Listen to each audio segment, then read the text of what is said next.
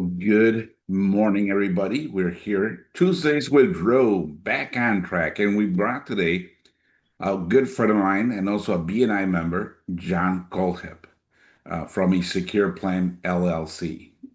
So we'll be talking to him about what he does, the solutions that he provides, and the things that we probably don't think or talk about a lot. So it'll be an opportunity to get to know him. But first of all, let's welcome John. Let's get to hear a little bit about him. Get to tell us more about him. I know his birthday was last Friday, so September 26th. So he's probably still in party mode right now. But uh, John, talk to us. Tell us a little bit about yourself. Hi everybody. My name is John Kohlhepp, and I started a secure plan this year. Um, and we provide estate planning and death aftercare services. But it is my birthday, and for the last 25 years or so, I worked in as a lobbyist. I was involved in politics my whole time, basically as an adult. And then a few years ago, my mom died, and I faced, the paperwork after she died, and it was really a lot. And it was in those moments where I was like, there really should be a solution for people who are working class and middle class, who can afford to work with a professional who can, really resolve these issues for them. So that's why I set up the company. And yeah, that's a little bit about me. All right. Well, thanks, John, and welcome. I appreciate you opening up about that. So, and you mentioned, we'll talk a little bit about more about the the solution or what people don't talk about. But you mentioned you're in government, in politics, and as a lobbyist. So I'm assuming as a lobbyist, you're always fighting for something. So that it's now you've kind of changed your cape, right? Now you're fighting for people to be focused and prepared. So that's good. Um, we understand the somewhat the inspiration, based on what you mentioned with your mom passing away. But tell us a little bit about how you get to be focused on that and end of life planning. What does that look like? What is that? You know, Tell us a little bit more. So, this is after my mom died, right? So I had taken time away from the work I was doing to go home and take care of my mom, right? She was diagnosed with cancer. She had just had another medical problem. And I felt like it was time to go be with her. And, I took care of her for a few months and was with her. And it's some valuable time to spend with your parent when you're there. Um, and my mom had made a lot of great decisions. She'd done all the legal paperwork, she'd done all of the things she needed to do. But then it was still 40, I'd say somewhere between 40 and 60 hours of work after my mother died to do all the paperwork and all of the other things I needed to help close out her life. Mhm. And, that wasn't 40 to 60 hours of work that I did in 1 week, right? Like I was still grieving. Like when your parent passes away or when your loved one passes away, you're in that grief. And so it takes something that should normally take you like 15 minutes or would normally take you 15 minutes Mhm. can take you like 40, 45 minutes to do. And then you need a break, right? You've just exerted yourself beyond where you thought you would have. And that's where a lot of people find themselves. And I thought, why not set up a business so that I could take on that work so that people can focus on healing and in their own grief? Yeah. Yeah. And I can understand and that's the post side of it, right? Dealing with the grief when that happens. But one of the things that and with a lot of businesses or a lot of consultants, we don't want to be reactive. We want to be proactive. Mhm. But I'm assuming that conversation, many people would probably avoid conversations about estate planning or death planning. How do you make such a sensitive topic approachable and less intimidating? So the first thing I recognize is that it's not an easy topic, right? This is not like this is not like talking about whether or not you're going to garden this year, right? This is approaching your own mortality, or a person's own mortality, and that isn't easy. And so, what I tend to do is I tend to start with a lot of the black and white issues, right? Or issues that legal paperwork say are black and white, or that some other kind of retirement paperwork would say are black and white, beneficiary paperwork. There's usually a point at which people just get tired of having that of being in that conversation. They become like it becomes exhausting because you are thinking about your own mortality the entire time. Hmm. So in those moments, what I tend to do is I tend to take a step back and talk about legacy items. And what I mean by legacy items is like the holidays we celebrate and why, the stories we tell about our families and why. Like, there are certain songs that are sung on certain holidays. There are certain dances that are done for certain occasions. There are certain foods that are made for certain things. And like, there are some mamas that are out there that have not given you every single ingredient to that Yeah. recipe, Oh, yeah. right? And then, there's other things like, and I'll stick on food for 1 second. There weren't a lot of cookbooks when our grandparents were growing up, right? There were a couple. Hmm. Most of our nonas, right, learned how to cook from like their senses: Yeah. sight, smell, taste, how they could hear it and how they could feel it. And that's why, like, just giving us the recipe doesn't always work, right? Because you have to know how it feels, how it's supposed to smell in that moment when you're supposed to add the next ingredient. Those things that they learned from their moms and grandmas and other people in their families, like, because it wasn't always the women who cooked, like, uh, those are the keys to like the tastes we want in those moments, Hmm. our memories. So, and it's also about the photos that are on the walls, like, and the books that people keep and the records that they have. And so there's lots of ways in which we can talk about legacy and take breaks from the black and white questions. Okay. Well, looking at the memories and planning out those conversations. Very good. So, let's talk a little bit about the services. I mean, because I've been in the financial services industry for a long time, so there's always been solutions, or not solutions, but solution providers that talk about things of how to prepare for it, which is the pre-death estate planning. That's the most common one. But can you walk us through the difference between pre-death estate planning and post-death administration? So the pre-death estate planning, this is where I'm working with clients who are still with us, right? Like living their lives. Hmm. And how I approach things here, because we're talking about beneficiaries, we're talking about legal paperwork, we're talking about retirement paperwork, we're talking about wishes, funeral wishes, we're talking about things like that, right? This is like a broad set of conversations Hmm. that usually also involve other professionals, attorneys, accountants, etc.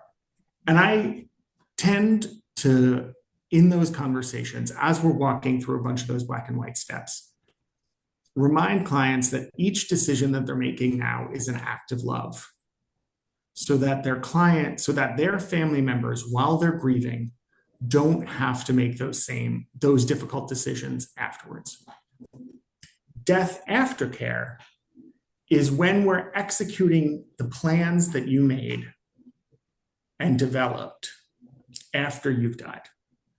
So that's when we're going through and we're closing your bank accounts, we're transferring your retirement accounts, we are closing your credit cards, we're forwarding your mail, we are closing down your social media. Hmm. All of those kinds of steps, those decisions that you've already previously made, we're executing.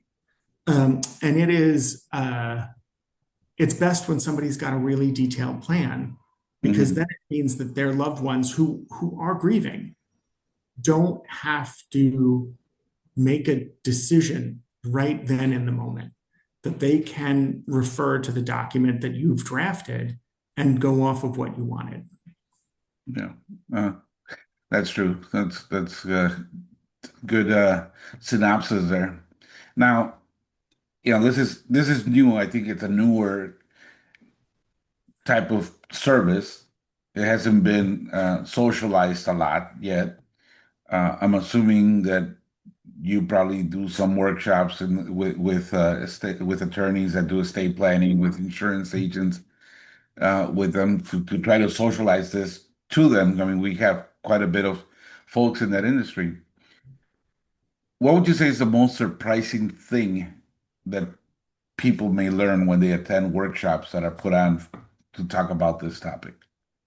I'd say there are two things. One, that I spend a lot of time to get to know the group I'm talking to beforehand, right? Like, not everyone gets the same retirement, planning presentation, right? There are some elements that are the same, right? Hmm. Wills, trusts, powers of attorney, that's all the same. But if I'm talking to a group of teachers, for instance, I'm going to talk more about pensions, right? Because in Illinois, every public school teacher has the access to a pension. Hmm. Whereas if I'm talking to a group of private sector workers, I'm going to be talking more about the retirement plans that they have available to them, right? So it's focused on who the group is. But the other thing is, there's a lot of people who believe that estate planning is just for rich people, and it's not. It's for everybody, and it is for estate planning. I focus a lot on the decisions we make today are about reducing stress for our loved ones while they're grieving. Hmm. And that kind of conversation is not usually the kind of conversation you would hear in the moment when we're talking about, paperwork for death. Hmm. Yeah. True. True, true, true. Well, thank you. All right, moving on a little bit, a couple of questions here about wouldn't consider the word success, but without naming. Tell me about probably a story when your services, give us an example of how your services have eased the burden on a family. So I had a client recently, without getting into too many details, right? The parent died and left, their assets to the children. Hmm. And there weren't a ton of assets, right? But each one of the larger assets was a direct beneficiary asset. So we didn't have to worry about a will or the trust. Neither one of those documents existed. We were able to close out the insurance, the retirement, the pension, the bank accounts, the credit cards, the email, the mail, all the subscriptions without ever going to probate. Oh, We oh. were able to do it because because it had been planned well. We were able to settle out all of those accounts without ever having to go to probate. And it was, and it, we were able to do it in a matter of, I'd say, I think we spent 20-25 hours on it. Right. And we settled out the parents' life and, transferred the assets to the children and closed out the estate. Mm. You mentioned a word there of and timing, how you cut down the period and not having to go to probate, but kind of a little bit, and I know that's probably legal mumbo jumbo, and the legal attorneys have to tell us a little bit more about it. But what is probate? What happens, and why should people try to avoid it? And Uh, I'm so, assuming planning it doesn't. so probate isn't always bad. Let me be clear about that. Hmm. You got to go to probate when you die and you have um, children who are minors, right? To make sure that they have a guardian and a custodian, right? Probate provides a legal process to pass on for that custodian, that guardian, but it also provides a legal process to settle debts. So if there are lots of debts and lots of assets and people aren't going to agree, probate is a way to settle all that out. Okay. But probate is court, right? It's a special set of state courts that have their own fee structure, their own judges, its own way of doing things, and it can take in Illinois anywhere from 6 months to over 2 years. And there are times it's taken more than 2 years, but a lot of it is because the executor or the person who's put in charge has to compile all the debts and assets and figure out all of these things and how to settle them out and come to an agreement with a bunch of creditors in order to settle this estate. And that is not easy to do when you're grieving and living your life, right? Mm-hmm. This is something you have to do in addition to going to work and taking care Mm-hmm. of your kids and doing all the other things. So it's not easy to do, and it can take people a really long time to get it done. Okay. Yeah. Yeah, and leads to my next question, which, probably somewhat it was answered there, but being more specific would be nice. What's the biggest mistake you see families make when it comes to estate planning, and how can they avoid it? I'd say the I'd say the biggest asset, I wouldn't say the biggest mistake. I'd say the Mhm. biggest asset that people have is when everybody's on the same page. Um, and I don't just mean about the like where the assets are going to go or anything like that. I Okay. mean that estate planning is also about end of life care. So Mm. it's about death and disability. It's about your living will, and it's about your healthcare power of attorney, and it's about how you want to live if you are unable to make decisions for yourself, whether it's in those last few days or you're disabled and can't, like you have dementia or Alzheimer's and you can't make those decisions. Having everybody be on the same page in those moments in your family, so there's not disagreement in those moments when everyone's grieving because they're losing you right in front of them, is really important. So having the conversations with the whole family, making sure that everybody's on the same page with your end of life and your care plans is really important. Yeah. And it will solve a lot for any animosity in the family in those moments, which just layers on the grief, right? Yep, exactly. And as you communicate these things that they need to plan for and how they need to work, I see that there's a lot of intersection where you can create synergies and work with other professionals. So, how can professionals like CPAs, financial planners, business consultants, how can they partner with you to bring more value to their clients? How can they bring this up? So I appreciate that question so much because because at the base of that question is a long-term relationship that professional has with their client, right? Because they want to continue to provide good service for their client in a lot of different ways. It's a client-centered approach to a long-term relationship.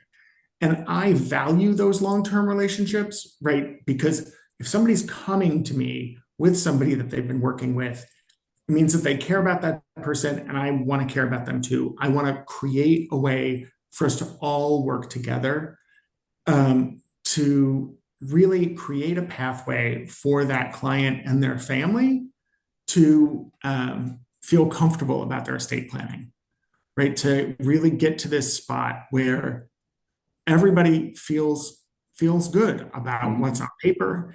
And we've also had some conversations about legacy, right? Because those are the intangible things that mean so much to our families that We don't always know the best way to pass on ourselves. No, very good. Thank you. So, and appreciate the input so far and the suggestions, how to collaborate with others and how to think about our families, when we're planning, how to pass that on. It's not just I, I I would think that I understand passing on the assets that we have, but when one of the things that I talk about is that the biggest asset that you lose every day is time, right? Well, Mhm. this is a way that you can continue that asset. That's how you pass it on. That what you're giving a little bit of you by putting it all in place ahead of time. So thanks. Now, on the personal side and forward thinking, what's one piece of advice that you'd give to someone who thinks I'm too young or I don't need this yet?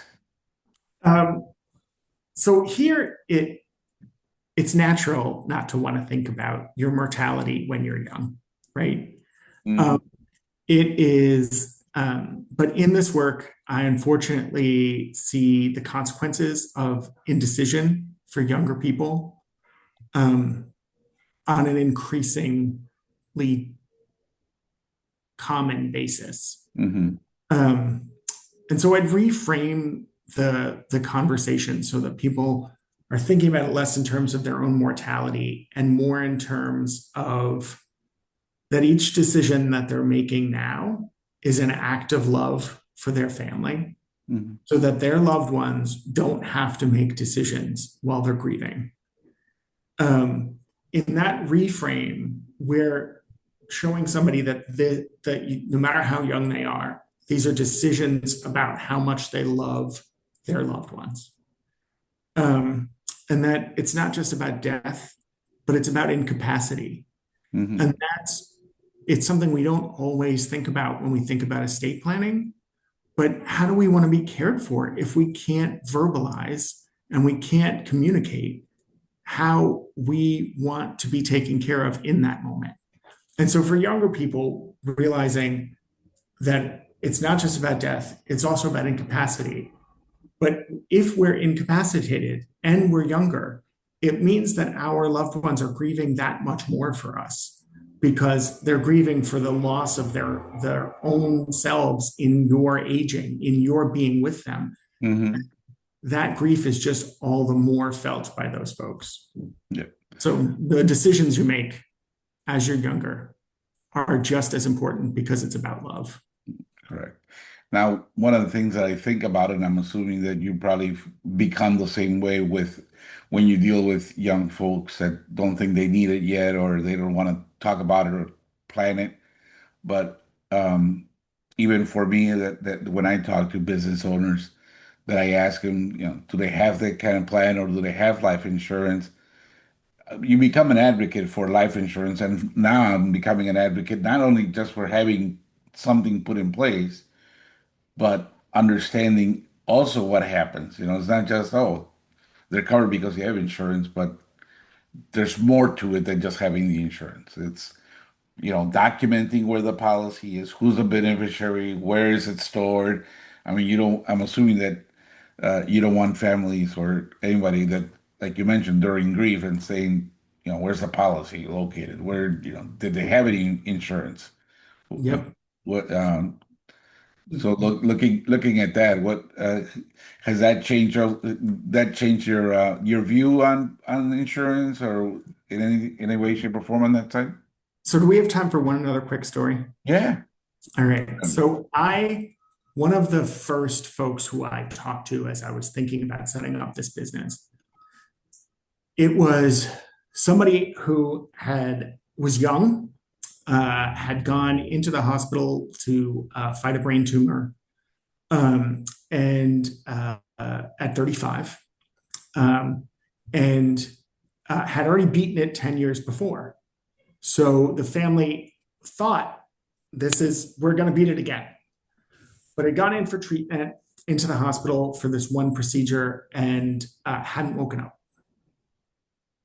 And had checked the healthcare power of attorney when they checked into the hospital, but hadn't checked the regular power of attorney.